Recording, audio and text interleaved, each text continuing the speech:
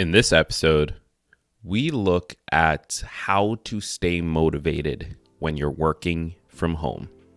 Get excited because this is Tiny Leaps, Big Changes.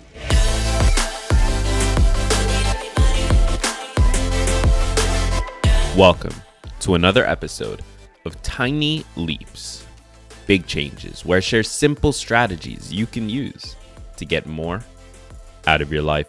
My name is Gregg Clunis, and today's episode is on dealing with motivation, focus, productivity when you are working from home. This is something that many people listening to this show are having to do for maybe the first time, maybe it's not the first time, but it's not something you do regularly. And so you don't really have the routines or the habits built up around it that allow it to be a productive environment. So this is going to be an important episode for many of you, and I'm super excited to jump into some of the topics because it's all things that I've learned over the last 2.5 years or so or nearly 2-ish years of being self-employed myself.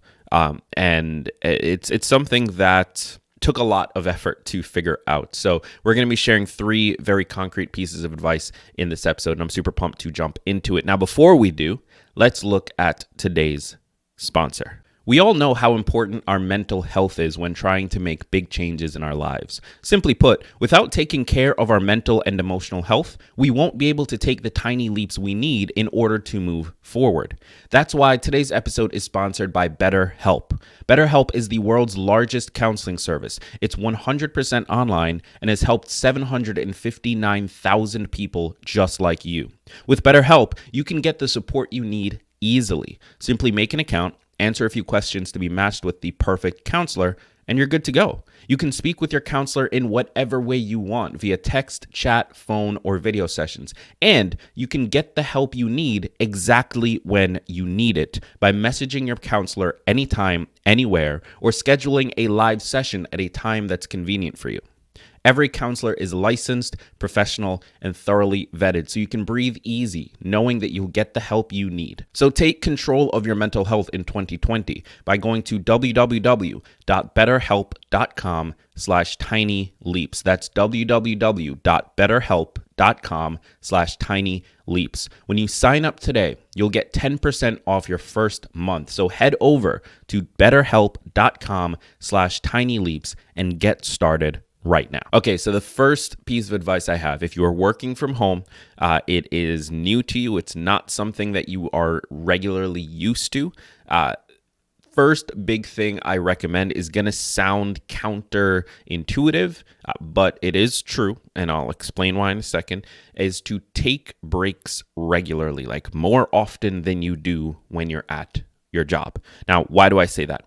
Because this environment, there is value in context, right? So when you are at work, you are able to stay focused much longer than when you are at home because the context of the environment you are working in is work related. Everyone around you is working. The computer you're working on, if you work on one, is work-based. There's not as many distractions. There's not as many things that remind you of other things that have nothing to do with work. You're in an environment that is designed for work, that is designed mostly for focus, and is there and has always been there for you to accomplish things. Now you are at home. Home has always been the context of relaxing. Home has always been, for you at least, the place that you go when work is done. Maybe it's your living room or your bedroom or wherever it is you need to work if you don't have a home office. It's not easy to all of a sudden turn that into a work environment, to change that context in your own mind, because over time you've built that up. And so taking breaks more regularly and working for shorter periods of time allows you to almost, I hate using the word hack, but it kind of is a little bit of a life hack of allowing you to make that context work for you, because you don't have to hold on to it for as long. This is why I recommend doing the Pomodoro technique. So for those of you who aren't familiar, the Pomodoro is very simple. 25 minutes of work, 5-minute breaks. You do that 5 times, and then you take a 15-minute break. The reason working for those shorter periods of time is going to be extremely valuable, more valuable even when you are working from home for the first time, or it's not something you're regularly used to, is simply because you don't have to hold on to that focus and that context as long. You can allow yourself after those 25 minutes to be distracted. You can allow yourself to get up and wash the dishes, get up and do a chore. Whatever it is you need to do that is itching at you in the back of your mind and your subconscious, you can get those things out of the way while also getting work done. So having those shorter work sessions and taking breaks more regularly, that's going to allow you to work within this new context and start to build it up as a place of work rather than trying to work the same way you do at work and recognizing very quickly, oh, I can't focus. Why is that? Well, it's because everything around me is for home. Everything around me is for relaxing. Everyone around me is for hanging out. It's not really for getting work done. So I just want to make sure you are really thinking about the context you're working in and how that's going to change your ability to stay productive. And this is one of the first big things I had to overcome when I started working from home more regularly, is that it's just not a place of work. And so I needed to make it that way. And in the beginning, I really had to focus on working less so that I could get more done over the long term. Now, the second one is going to rely a little bit on the novelty of this new context, because you are working from home now. You are in a scenario where you're doing work-related tasks in an environment that maybe you're not used to doing those tasks in.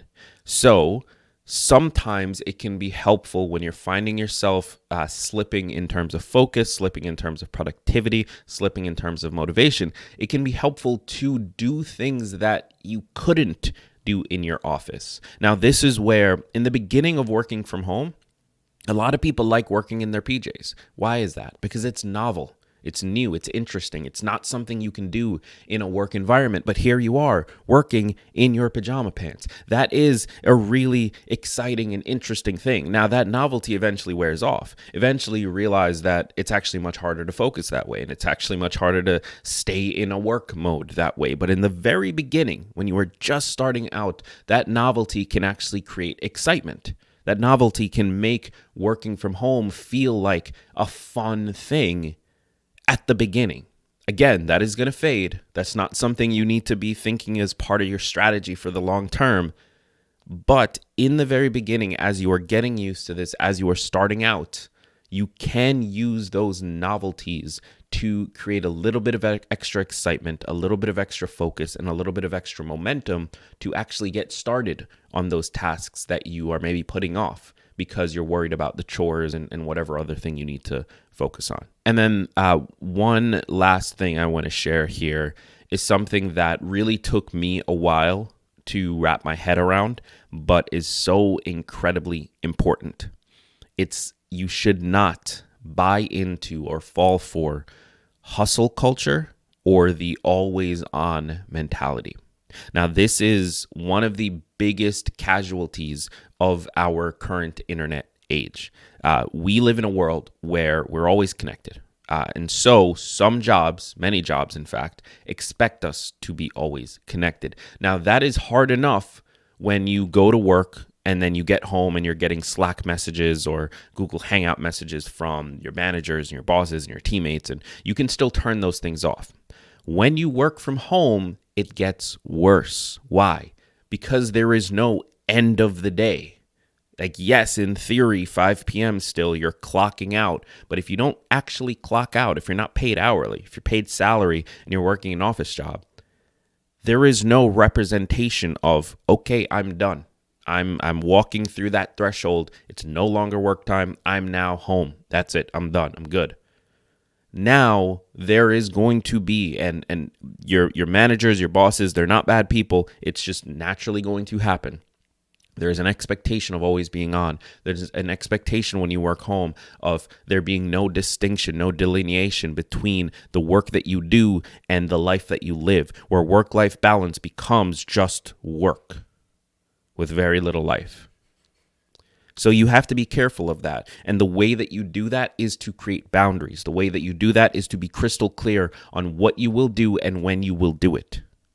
You have to create those boundaries. Otherwise, everyone else will create them for you, and they won't be the boundaries that you want. Now, again, this is something you've probably dealt with in your regular job life where you go to an office every day.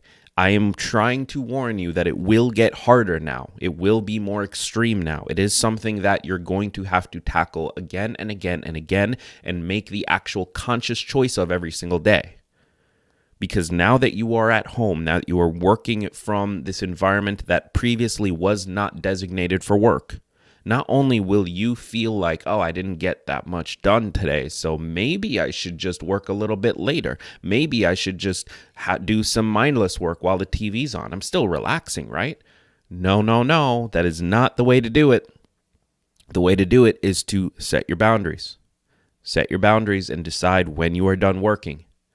At that point, your job is to learn over time how to get all the stuff you need to get done in that time frame rather than expanding the time frame to get all the stuff you want to get done. Fit it in, don't expand. If you expand and bring it into the rest of your life, not only is that going to make you less productive over time, but when you eventually get back in the office, you're still going to have that expectation set on you. You've got to set the boundaries now. And you've got to do it every single day afterwards. So for those of you who are working at home as a result of the social distancing that we are all currently engaged with, hopefully, this should be a fun time. Yes, there's a lot of anxiety. There's a lot of panic. There's a lot that we can't control right now. But working from home can be a fun and interesting experience. And especially if it's not something you need to commit to for the rest of your life, this might be a fun time to try it and have fun with it and enjoy it. But you do have to learn how to do it. It is a skill on its own.